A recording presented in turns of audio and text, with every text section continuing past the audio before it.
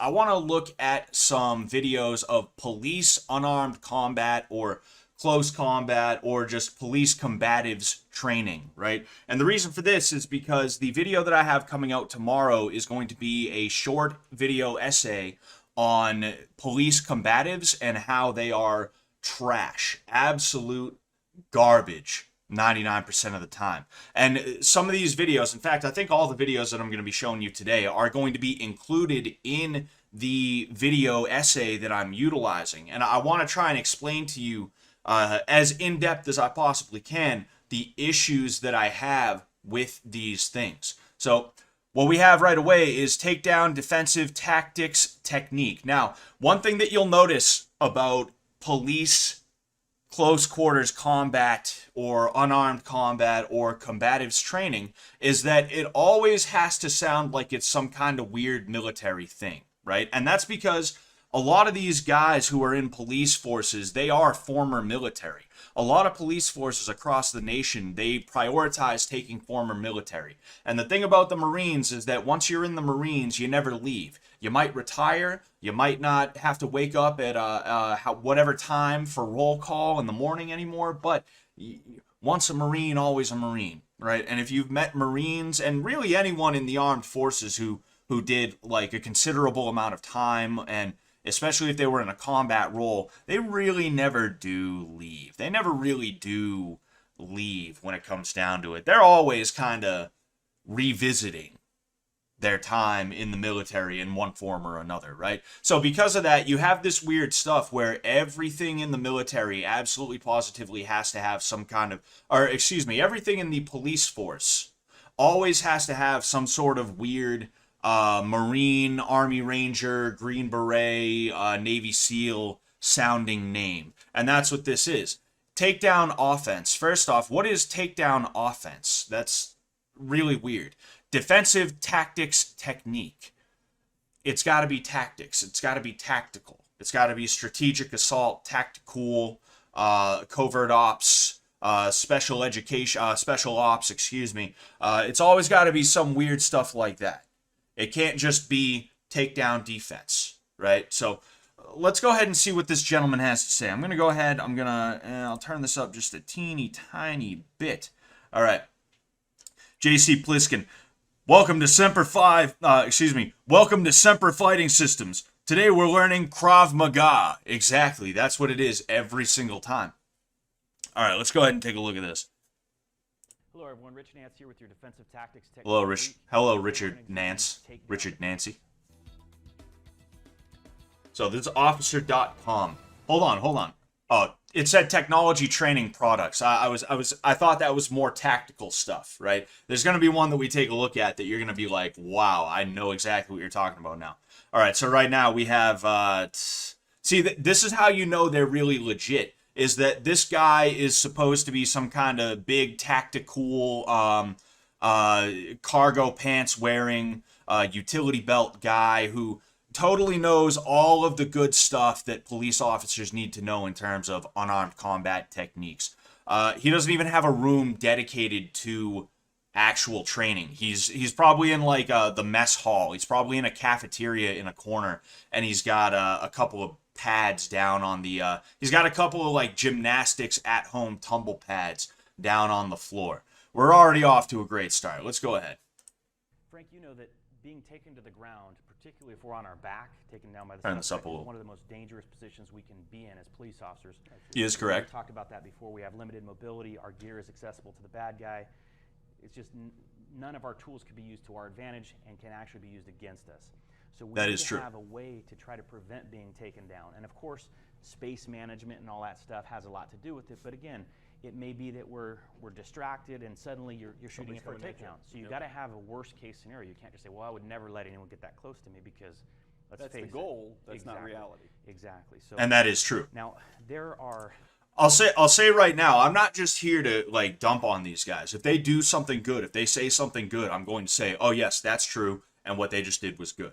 But you're going to find that it's very rare that I'm going to actually say that about any of this stuff. Martial artists, ultimate fighters who basically they make their living being able to sprawl really well to avoid the takedown. They call it sprawl and brawl, and then they'll beat the heck out of the guy that's coming in.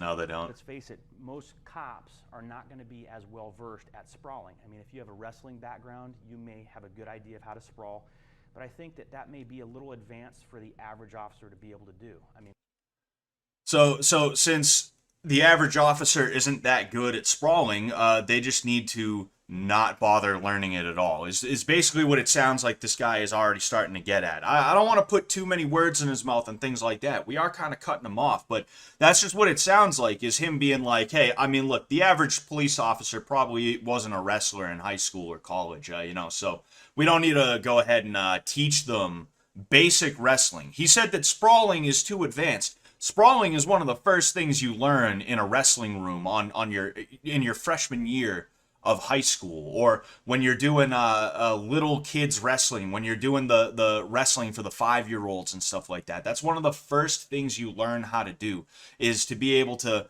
and if you don't know what a sprawl is, basically you see the utility belt. What you're going to want to do is you're going to try and get that down to the ground, and the way you're going to do that is you're going to take these little booties here, and you're going to send them that way, right? You're going to take your hands, put them on the ground.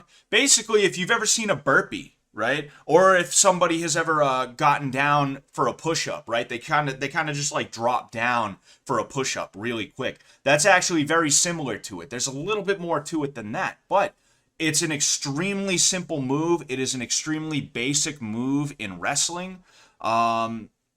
And the fact that this guy is sitting here saying that that's too advanced, we're already off to an extremely horrible start. And this is one of the issues that the police have, is that whenever you tell them, hey, you have to learn something new, hey, you have to take a little bit of time, just like an hour of time a week even, to just learn this extremely basic unarmed combat technique or a concept that could help you or anything like that, they're just like, oh, whoa, that sounds a little bit too advanced for me, all right? And I'm Mr. Special Ops SWAT instructor patch guy for the police force. So, you know, if it's too advanced for me, what do you think is going to happen to Officer Nasty over here? If I can't get it, you think he's going to get it? Get out of here, dude. That's the way that they are. And this is exactly why you see so many videos of cops getting trashed by random dudes, you know? It's crazy. It's insane to see. Let's go ahead and continue, though.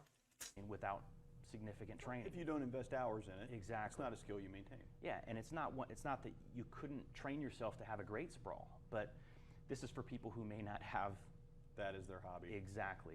So if you... It's not your hobby, bro. It's your profession. This is your profession. You could be hurt and killed by this. And this guy's sitting here saying, hey, it's not your hobby. You know, you don't need to learn it. Start to see a takedown coming in. Well, how will you see that? Because you'll see the stance widen. Lower their center of gravity. Exactly. And when that happens, one of the basic things you want to do, hopefully it would be sort of instinctive, is to get one leg back. That is widening your base. If both of my feet are together, you know, let's say I'd have a poor interview stance and I'm kind of facing you like this with both of my feet here. If you grab both my feet, we know what's going to happen. We know how that story is going to end with me on my back and probably hitting pretty hard. So you can pre-stage this by having a good interview stance to begin with, but see, and this is the other thing. Like this guy is setting the pace. I didn't even mean for him to set the pace for us, to set the tone in the way that he is. But have you ever heard of anything called an interview stance? That's a very esoteric thing that I did not know was a thing until this video, right? I didn't watch this entire video. I skipped around and I was like, yeah, this is going to be one that I show them. An interview stance is a very esoteric thing that I'm sure is just a police officer thing. That's what this sounds like. It probably is just how they're standing when they're talking to a civilian and things like that. This is the problem with the police, is that they have all these little concepts and techniques and things like that that aren't really designed to do very much other than either just intimidate somebody or to give them this weird state of mind or something else, right? That at the end of the day doesn't really mean much.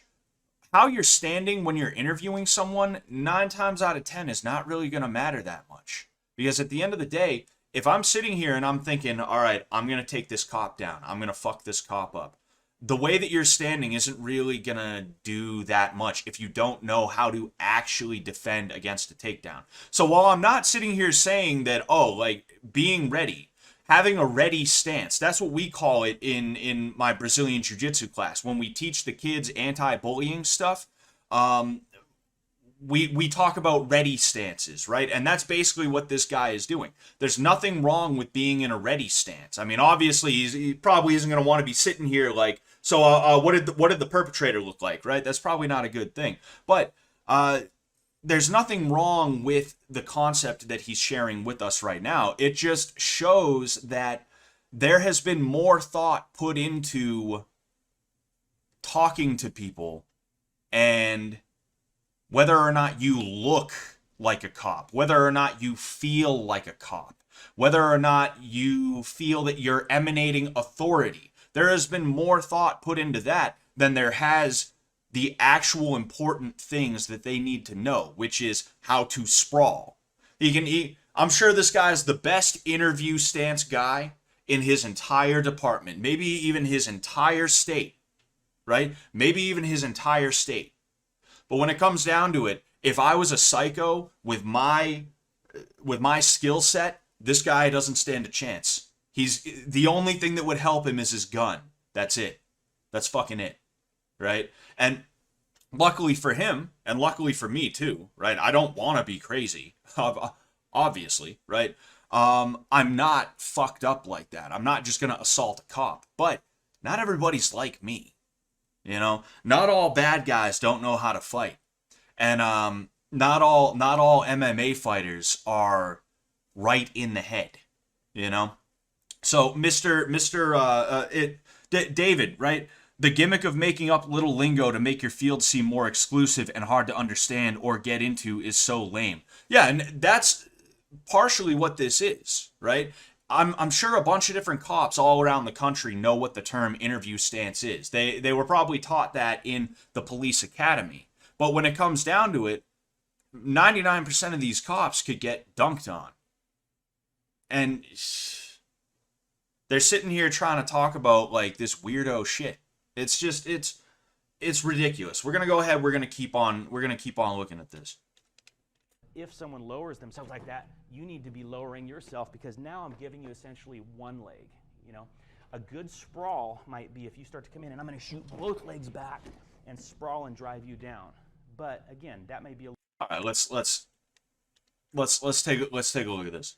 And I'm going to shoot both legs. Wow. Okay. So he basically did 1/10 of a real sprawl. Okay. I ended up describing what a sprawl was a minute ago, and he basically did the very beginning part of it. What he needs to do from here is get his boots further back and get his hips further to the ground. Now, you notice what he's doing here, right? This, with his arms, is not actually the worst thing in the world to do. The only thing is, just like the sprawl, he's only doing about 1/10 of what he actually needs to be doing. His elbows need to be down in here if he's going to end up catching the dude on his forearm and the elbow. His elbows need to be down here. That way they're actually stopping this guy from going forward. If this guy was actually shooting in for a takedown right now, what would happen is Officer Cargo over here would end up putting his hands on the back, and this dude would go right underneath and his hands would slip off, and there would be absolutely nothing he could do to stop the takedown. He would just get taken down, and that's it. So this guy thinks that's what a sprawl is. That is absolutely crazy. And it's funny because he thinks that that's so esoteric, that that's so advanced, that you can't teach that to an officer. First off, you don't want to teach that to an officer. That is incorrect technique, right? You don't want to teach it to an officer. But even if you were going to teach that, you think that is too advanced? How lazy are you, bro? How lazy are the cops on your force? How lazy is your chief? What is your guys' problem? What is your deal? What are you guys doing? You know? Jeez, dude. I'd shoot in on this guy, I'd take him down, and I'd take his fucking watch, and he would not be able to do anything about it. You know, it's crazy. That's obviously a joke. Like I said, I don't condone violence against the police. Part of the reason I'm doing this is because I want to highlight this, because I actually know somebody. I have a family member who's going to be a cop, and he's doing Brazilian Jiu-Jitsu. I didn't even tell him to. He just kind of knew. He's like, yeah, I should probably do this. Good on him, right? I don't want to see cops getting fucked up. So that's part of the reason why I'm doing this. Not only is it just like insane and I want to highlight it, but also if there's cops out there who think this works, hopefully they see what I'm saying. Probably won't, but hopefully they do, and hopefully they take it to heart. Back and sprawl and drive you down. But again, that may be a little more dynamic than some officers are capable of pulling off. And if you miss, then you're going just to face planted in front of the bad guy. True. Our officers are What I would morons. suggest is as someone lowers themselves, They can't handle come this. back here, and as you start to shoot in, now you're only offering one leg essentially. Here you're able to drive him down. You can try to hook his head or whatever you're going to do, but you're trying to get, as he continues to take down, go ahead and get to one knee. I may, fight him like this. The only reason he didn't take the only reason he didn't take this guy down is because he wasn't trying to take this guy down. He literally let him have the single leg, and he just ended up compacting himself in a way that wasn't actually going to make it harder for Officer Blackshirt here to end up getting the takedown. If anything, it was going to be easier for Blackshirt to get the takedown. It's just crazy. And we're going to see what happens next. Let's go ahead. I won't keep blabbing too much. And ultimately, I may be able to maintain my balance, and I'll keep striking him until he lets go or until he takes me down. Yeah, maybe not. Maybe not, bro. Maybe not. In fact, definitely not. This is like that. This is that Wing Chun tier stuff. If you see Wing Chun guys try and tell you how they deal with a takedown, that's typically how they do it. Is they're like, oh, I'd just like, start punching them in the back. I'd start punching them in the back of the head, and then they test it out. They get taken down and absolutely pounded on, and that's what would happen to this cop. That is exactly what would happen to this police officer. This is not something that you should do. If you do this, you will end up getting hurt. And if you sit here and you try punching the dude that's taking you down, chances are he's just going to be more angry at you, and he's going to end up trying to fight you harder, right? So you're not actually stopping anything. You're just making it worse because the young lawyer or the young doctor, right, who is going to try and take you down is he's just going to be more angry at you now. Before he was just afraid that you were going to take him to jail. Now he's pissed off at you because you're trying to throw punches at him, right? It's just crazy. Let's see what other genius takes this gentleman has. Another option is that I actually may be taken to the ground. Now, if that happens, go ahead and grab hold, Frank, and just maybe grab, and I do come to the ground. And wow, that's a great single leg. With me to the ground. If my legs were at least open, I have a chance of attaining a guard position where I'm a lot more safe. If, when he knocked me down, that's true, my feet were close together, like this, and he comes in and grabs both my feet and takes me down. Holy shit, what a great double, he's bro. Gonna wind up in the mount. So that guy's again, a former Olympian. Another reason to have that wide base when you think someone's going to try to shoot in on you. He comes in, I'm going to widen my stance and just start striking him there. High threat. If someone takes you down, you got to be able to deliver effective strikes to prevent that. All right, so I said that he is correct. It would be better off to be in a guard where you can control the person, right? If I was, in fact, I'll go ahead, right? There we go. So if I was this guy in that situation, right, and I'm sure he would agree with me, right? He probably already knows this. He seems to know what he's talking about in terms of trying to control someone from the bottom, right? At least in this situation. I would basically do what he's doing right there. I would have a hand on the head pulling the guy down so that he can't posture up. And in addition to that, I would be trying to control the arm that is on the side of my firearm, okay? And that's something that cops will tell you. That's something that I learned from watching cops talk about unarmed combat and things like that, is weapon retention is probably the number one thing that you're thinking about in terms of an unarmed combat situation where somebody is trying to fight you and things like that.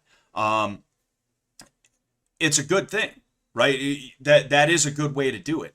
I really don't have much to say negative about that little tidbit right there, but everything else is just terrible. It's awful, you know? And really, at the end of the day, a lot of police combatives is a mixed bag, and not in a good way. Not like 50-50, more like 70-30. 70 bullshit, 30 decent stuff. I won't even say good stuff. 70% like 30% like bad stuff. Maybe even more. Maybe even like 80-20, 90-10, maybe even something like that. But